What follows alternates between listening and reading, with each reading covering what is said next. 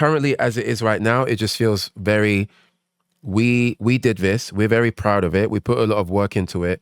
Now look at it. Isn't it great? Isn't it shiny? Isn't it huge?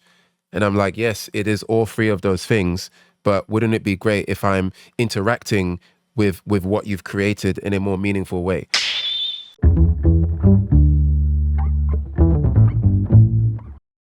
Okay, it's happening very soon.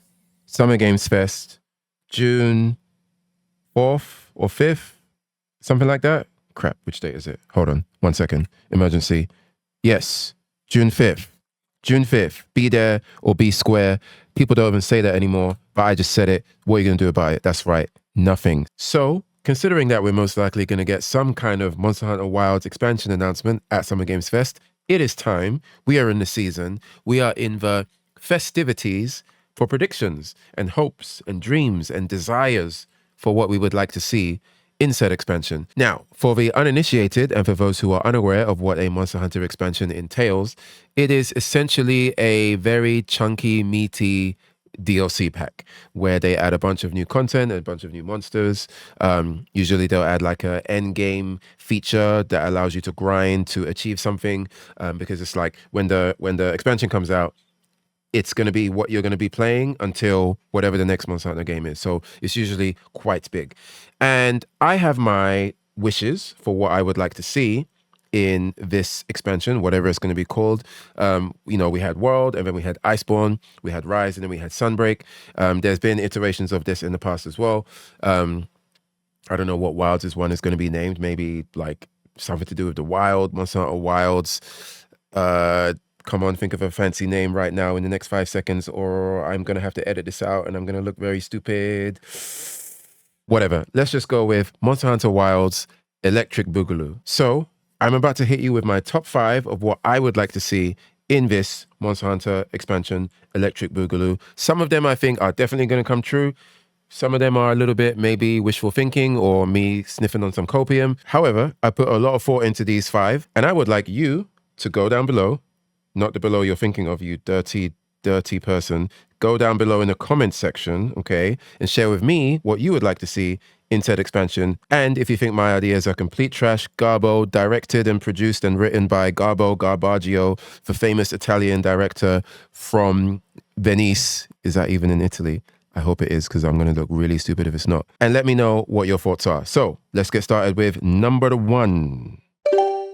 Okay, so my first hope for the expansion is, this is going to be a bit of a spicy one, because I know that not a lot of people are a fan of the entire system of what I'm about to bring up, but they really need to bring back truly rare decorations, and something to grind for. Yes, they did add the super duper rare combination of charms that you can farm for, but what I'm asking for is something that is a chase item that is quite rare, but something that doesn't just become a very negligible change when you do achieve it. Because as of right now, like one of the more rarer charm combinations might be like, I don't know, attack free and agitator, or agitator free and weakness exploit 2. I can't remember some of the other combinations, but there are super duper rare combinations that are very hard to get. And if you get them, they do make a difference. But from what I've seen and from what I've heard and from what I've kind of analyzed, it seems to be a very negligible difference. Now, with everything I'm saying, I'm already picturing the potential counterattack or the pushback, right? Like I'm imagining that I'm having this discussion with a friend in my room and they've heard what I said and they respond to me with, well, actually, Capcom probably did this because of XYZ. So I imagine that one of the reasons why the very rare charms are mostly quite negligible when you get them is because Capcom probably doesn't want people to feel like they can't compete or they're missing out a great chunk of power if they don't have these very hard to achieve charms. So they probably purposely put it that way, right? Which is a totally understandable way of designing it. But I do think that when you're so worried and walking on eggshells around the possibility of some players losing out or some players not getting lucky, I think you end up also excluding the aspect of the game where it can be quite exciting to finally get your hands on that rare charm or that rare decoration, and you getting your hands on that makes a very tangible difference. Perhaps there's like a happy medium middle ground, and perhaps Capcom feels like they've already achieved that. I don't think they have, though. I think that there is a when the new charms were first introduced, at first I was quite excited about the prospect of potentially getting a super rare charm. But then after like a week or two of grinding and getting a couple of good ones, and then realizing the differences that they actually do make, and like for a lot of weapons, or if you look at the meta breakdowns of a lot of builds, oftentimes the best charm to use is just using the crafted one, like using your crafted Wex free or your crafted agitator or whatever it is for that specific weapon, right? So I think there is an argument to be made that Capcom didn't strike that happy medium, and the path that they've gone down has created a space where there is a little bit of a missing chase feeling in the game. And that's the key word, right? Like chase. The fact that there isn't much of a chase anymore is something that I feel quite strongly needs to be addressed. So I really do hope that there is some kind of, whether it's decorations, whether it's a higher tier of charms that truly do make a more tangible difference on your character, or whether it's some kind of other tertiary item that they introduce that increases your power, and it doesn't even have to be a increase of power type of thing. You know, it could be more of a utility buff, right? So I think there's a lot of room to play around in this area, and it's something that I'm really hoping that the expansion is able to address in some kind of way. Moving on to number 2, rare spawns. Guys, Capcom. These large, sprawling, huge, well thought out, lots of love poured into environments are great, but they're not that great if we're just not doing enough with them, or we're not doing enough in them. There's not enough interesting ways to interact with the very lively ecosystem, right? It's just currently as it is right now, it just feels very, we did this, we're very proud of it, we put a lot of work into it, now look at it. Isn't it great? Isn't it shiny? Isn't it huge? And I'm like, yes, it is all three of those things, but wouldn't it be great if I'm interacting with what you've created in a more meaningful way? For me, one of the most interesting things you could do in this, with this approach, is for there to be some kind of system where there are actual rare spawns or things that can happen in the world that you've created that are genuinely not common to come across, right? Like you've made an ecosystem, you've made 2 different times of the day, right? Like, you know, with the different maps, right? Why isn't it that there is a rare version of Rathalos that can spawn in the Scarlet Forest in a special time between the fallow and the plenty, or something, or when it's raining, or between, you know, day and night, and there's like a low chance for it to spawn, but if it spawns, it's like a super rare deviant version with new attacks, or it doesn't even have to have new attacks, because that would be, I guess, more work for them to make, right? To make this very exclusive special version of a monster that only appears every so often. It could just be when this version of Rathalos appears, every carve that you get from it is a Rathalos ruby or something like that, or some other rare part, or it could even just be, I wouldn't like this as much, but it could even just be a title. Like if you slay this very rare version of Rathalos, you get a very rare title that you can only get from that, right?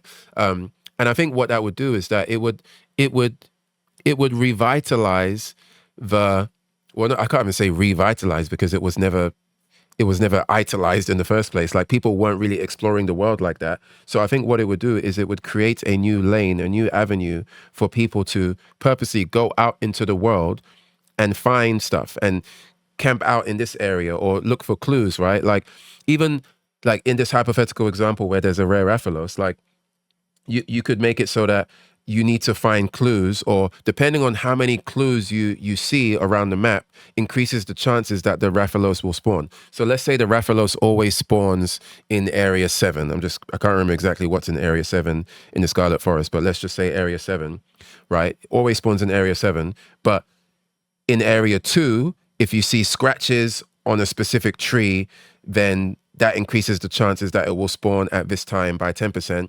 And then if you go to another area, like let's say area 5, and you see like a burned carcass, right? Then that increases by another 10%. So what people could do is go to all the key areas that show signs of the Rathalos spawning, and each area increases the chances. So then you're like, okay, we found 8 of the clues. So the chances of this Rathalos spawning in this very key time between, like in these 2 minutes between this thing and that thing is so high that now let's give it a shot. Like, let's actually make a party. Let's go there and try and hunt it, right? And what that does is 2 things. One, it forces people to group up in different ways rather than just grouping up in the UI lobby system and then going on a quest and killing the monster. But it forces people to actually spread out, look for clues. You can say, oh, I'm in area 2. I found that thing. Somebody else is like, oh, I'm in area 9, but that thing didn't spawn. Okay, let's check the other stuff. And you're actually hunting. Like, you're doing what the game is saying, right? You're doing the title drop. You're literally title dropping as you're playing the game.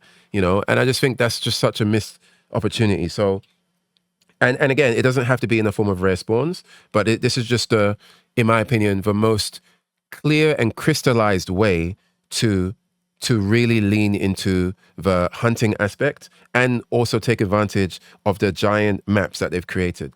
So, and I could go on with many different examples, right? But yeah, I just think it's a tragedy that you've got these massive plains, you've got these massive landscapes, you've got these different parts of the day, and you do have a very detailed ecosystem where, like, I'm sure, like, just with Monster Hunter World, right, there are moments where you can just go out into the maps and just plant your character somewhere, right, with the ghillie mantle, and then just look at what's going on. And there's so many, like, even in one area, there's so many different things that can occur without you even noticing, because normally when you play the game, you're just going out and you're killing monsters, right? So clearly they've put a lot of work into these very small details that make the world feel alive.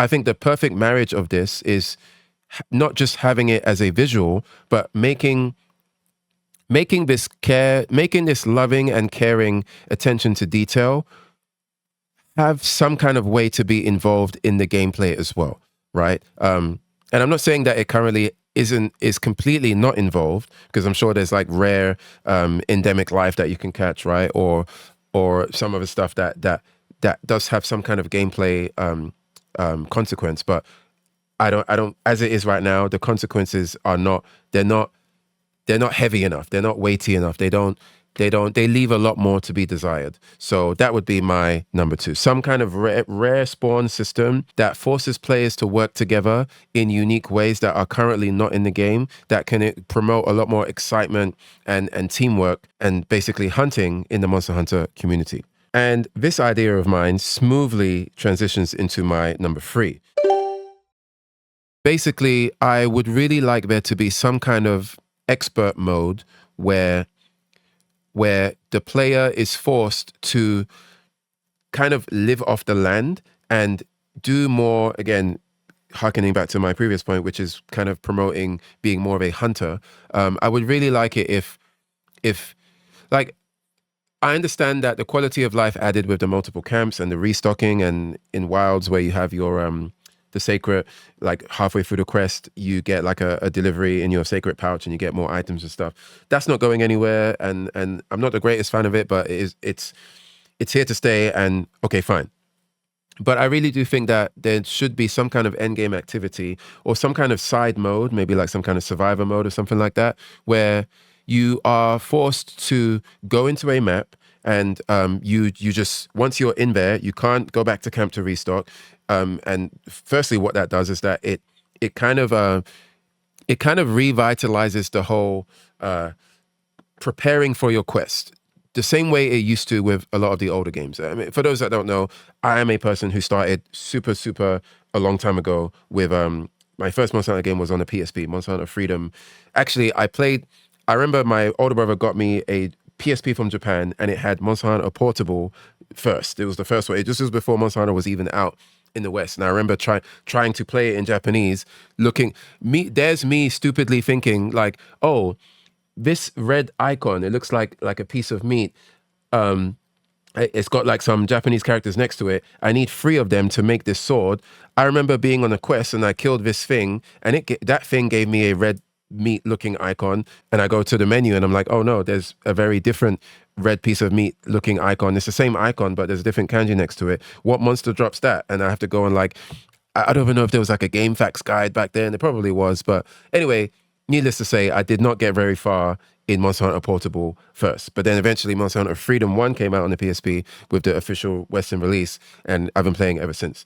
And so what I remember from the old games, and what many people will remember from the old games, is that the gameplay loop of go on a quest, kill monster, carve monster, come back to base camp, get all your items ready, mix all your potions, make sure you've got your map in your pouch, make sure you got your pickaxes, right? Like there was a very, at least for me anyway, there was a very therapeutic play game prep. And I think that was one of the most magical things about Monster Hunter. Like the prep side of it the prep side made the game playing side feel even more what's the word I'm looking for? The prep side made the gameplay side feel even more complete. Like having one without the other is losing so much of the spirit of what the game is. Or let me not even say that, because I can acknowledge that the spirit of Monster Hunter has kind of slowly changed over time. But what I will say is that unique marriage of prep and gameplay is something that is quite rare in any video game, and I think it's a bit of a shame that marriage has basically led to a divorce, and it's not really together like that anymore. And so I think that having some kind of expert or survival mode that brings that back would be really good, where the player is forced to really think about what they're bringing with them, considering how many potions they need, how much can I afford to keep all of these things with me because I have limited space. And I know that once I'm on the quest, I can't just teleport back to camp and swap stuff out.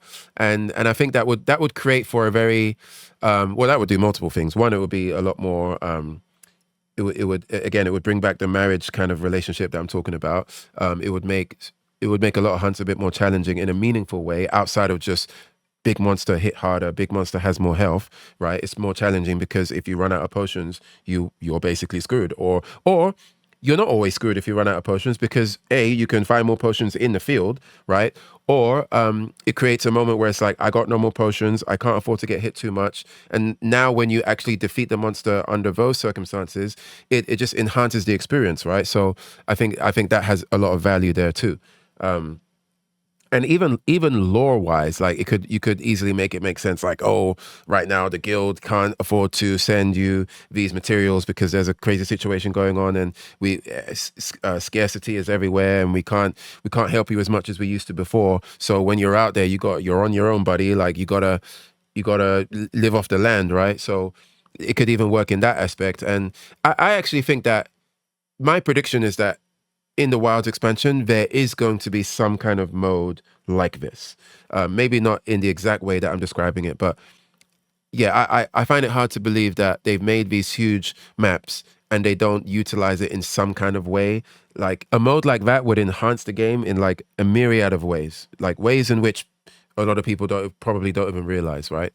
I know this position of mine will probably get a lot of pushback because the Wilds community seems to be like, you've got your players that are really satisfied with the gameplay loop as it is now, and it being a bit more arcadey is how they like it. And then you've got the players such as myself who have been around for perhaps a bit longer, who are kind of yearning for something that kind of reminds them of the more older spirit of what Monster Hunter used to be. And I believe that there is a way to, like, I don't believe that Capcom has to do one thing and then piss off the other side. I think that there is a clever way to have both of these things, or both of these camps coexist and enjoy the same kind of content. It just comes down to execution, how it's done, how difficult it is, or how much friction there is / isn't. Yeah, I truly believe that there's a way to do it, but you know, the devil is going to be in the details, right? But yeah, that's my third point. Are we on point 3? Yeah, I believe point 3. So moving on to my fourth point. So this one is something that I feel very, very strongly about. So I need to be very careful not to ramble for too long on this one, because I when I think about this, I am at a very high risk of increasing the length of this video by around 27 minutes, and I'm trying not to do that. So bear with me. I don't like how whenever we enter master rank, monsters typically just get like one new move, maybe 2 if you're lucky, and the rest of it is just monster hits harder, monster has more health. I think that's boring. I think that is played out. I think that Capcom as a team of developers have a lot more talent than that, and I would like to see that talent come into fruition by, bear with me now, here's my hot take or suggestion. I think monsters should be doing some Street Fighter shit where they're able to like cancel their attacks. Well, okay, let me take a step back. First of all, going into master rank, monsters genuinely need more attacks, right? They need to have more moves that can take you by surprise, not just 1, not just 2, or even like the kind of attack, the kind of new attacks that they gain need to be a lot more. They need to be a lot more meaningful, or a lot more. Just have a much. There needs to be way more variety. Like, for example, like a new attack for Rathalos in master rank might be, okay, in high rank, when he flies in the air, let's say he does 3 fireballs from air to ground fireballs, right?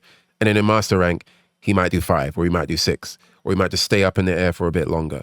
I think that's boring, and I think most people would agree. Yeah, that is boring. If one of the new, if Rathalos has 2 new attacks, and one of them is just 2 more fireballs from the air, and the other one is an actual new attack, at that point, you've basically only given the monster 1 new attack, really, if you really think about it. So what I would propose is for some kind of way to increase the power of the monster without leaning or relying too much on the number values, right? Like this attack does this much more damage, this monster has this much more health.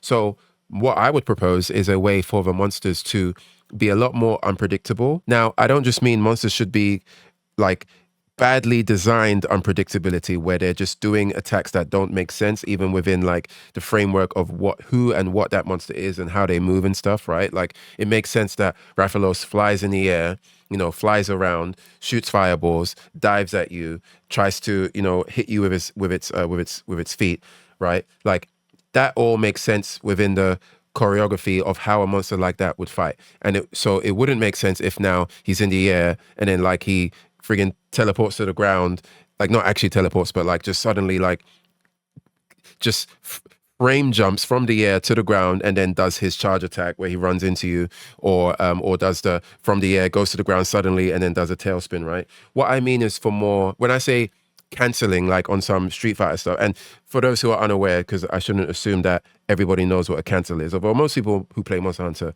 probably do know what a cancel is. But typically a cancel in any video game, or particularly fighting games, is when you do an attack and you cancel the frames of animation into another attack. So let's say you have a sword and you swing down, and let's say you swing down with your sword and you don't cancel the attack. The player would swing down with the sword all the way, and then, you know, the sword is in the ground, and then the rest of the animation plays out where they have to pick up the sword kind of heavily and like put it back into the idle animation, right? That's the animation playing out fully. Whereas a cancel would be let's say the character swings into the floor, and then you would cancel it into a different animation, such as a dodge. So rather than that player lifting the sword back up, the sword would hit the ground, and then you would enter the roll animation, and then finish that animation, right? So the way I think that this would be interesting with monsters is if there are certain attacks that a monster can cancel out of into another attack. I think there's actually remnants of this already. I can't remember which game it is, but there's a Monster Hunter game where typically Rathian would charge at you, and then, you know, she does the charge and like you just dodge out the way, and then she continues the charge and she kind of like tumbles to the floor, and then she gets up and then she does like the look and then she'll either do a fireball or maybe do another charge, right, or the tailspin thing. But then there's either another game or maybe in that same game in the master rank where Rathian could sometimes, when she would charge at you, she would stop right in front of you. Like she'll run to you and then she'll stop and then she'll do cancel into the backflip. Like not cancel into it, she would stop her animation and then she would enter the backflip animation. Or she would run at you, she would stop, and then she would enter the tailspin animation.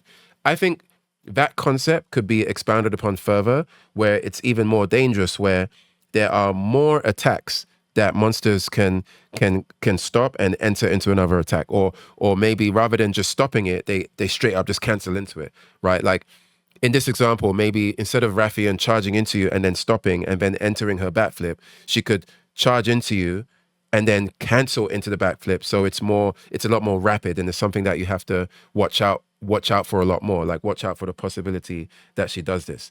And I think this is a important suggestion to me because, again, it makes monsters more fearsome in a way that doesn't just rely on, extra bloated damage numbers, and it forces the player to engage with that monster differently. Like for anyone that's played Souls games, right?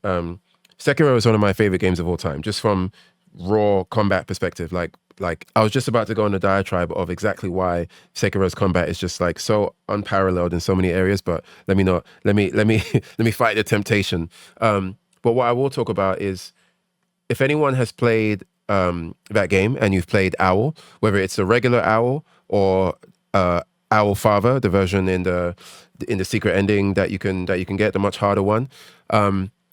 For me, Owl Father is one of the best boss fights in video game history because of how well they programmed his attacks. Like how many different strings he can go into from one attack. Like almost everything that Owl can do. Like again, I wanna talk about this and assume that whoever's watching has never played it or doesn't even know what Sekiro is, right? Let's say you have a character who, again, let's just use a sword. Let's say you got a sword and then you just strike down with your sword. And from that strike, there are 3 potential outcomes that can occur. He can do the swipe and then he can like dash to the side. Let's just say that's one outcome. Sword attack on the ground, dash to the side. And then let's say a potential second outcome is that he turns around and then does like a fireball, like spreads fire at you, right? And let's say the third option is he jumps back and he throws a kunai at you, right? So 3 potential outcomes: either dodge, throw fire at you, or jump back and shoot a shuriken. So with these 3 options, every time this character does this attack, there are 3 potential outcomes that you now need to be worried about. So it forces you to do so many things. One, it forces you to fully observe what's happening, and it forces you to also be ready for the outcome, because you need to have all 3 outcomes in your head so that you're ready to punish each one, right? If he does the dodge to the side and you're ready for it, then you can follow him in that direction and attack. Or if he does the spraying the fire at you, if you're ready for it, maybe you can jump over the fireball and then attack him. Or if he does a jump back and throws a kunai, maybe you can pursue, like you can dash into him, to follow up, and then the kunai goes over your head, and then you can get your attack. You can finish your attack that way, right? Like that level, those three branching options creates a new layer of mastery where, because you're ready for each outcome, when you successfully counter whatever the outcome is, you feel a sense of euphoria where you're like, I'm a fucking ninja. Like I am a god at this game. And I think going back to Monster Hunter, there is something to be gained with that kind of philosophy, I think. And I think that, again, going back to how Rathian kind of touches on this, and I'm sure there's other monsters that do this as well, I think it would be a shame if something like this isn't expanded on a little bit more, where, again, like we're talking about master rank, we're talking about these monsters are on a new level, and you need to show that you're a true hunter by being able to put them down.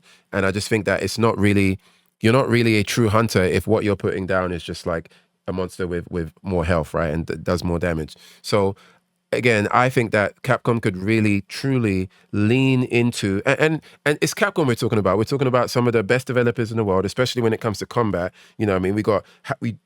how many fighting games under their belt, right? It's just they are the perfect developer to be able to flourish and do a lot more with how the monsters actually fight you, you know. And I think in a game like Wilds, something like this is even more integral because of how powerful the player is, because of focus mode and because of all of the quality of life stuff, because fucking Greatsword is able to completely 360 TCS, right, and still hit the target. Like, I think there needs to be more ways that the monster is able to keep up with us a little bit more. And also I think it would just be, again, I just can't. I'm imagining how amazing Sekiro is in terms of, like, you know, Father Owl and how great that fight is. And when I think of that fight, it's taking the concept of so many different potential outcomes in one attack is so easy to inject into Monster Hunter, right? Like, and even now I'm thinking of like all the monsters that would be even more fun to fight. Like if if every time Raphaelos does his, you know, tailspin, there are one of three options that he may do after. I think the way that engages the player and forces them to really pay attention. And these monsters are already really well designed and are very great at telegraphing what they're about to do next. So I think even in that regard, it would be a really beautiful thing to see because of how well the monsters are already kind of primed to be able to do that, right? If Raphaelos does a tailspin and then, like, rather than just ending the tailspin and then entering that long kind of recovery animation, he could just suddenly jump back and do a fireball. Or he could do a second tailspin that happens a lot faster. Or he could go up into the air and then come back down with a stomp, right? Like, and again, I don't mean to say that, like, every canceled animation can lead into another canceled animation, which leads into another one, and then you've got like a never-ending sequence of animations. That would probably be a bit too overkill. There would be an easy way to limit it, where it's like at any given time, a monster can only cancel one or two attack animations, right? And then there would be a limit, so you know that there's a time where the monster's going to rest, and then now you can go in and start wailing on the monster.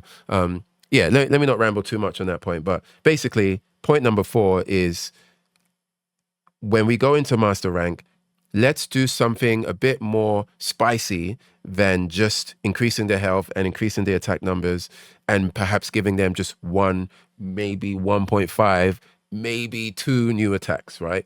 The new attacks are welcomed, but new attacks are learned very quickly. Like, oh, now the monster can do that. Oh, they can also do that. Okay, cool. Now in total, they've got maybe 6 or 7 attacks.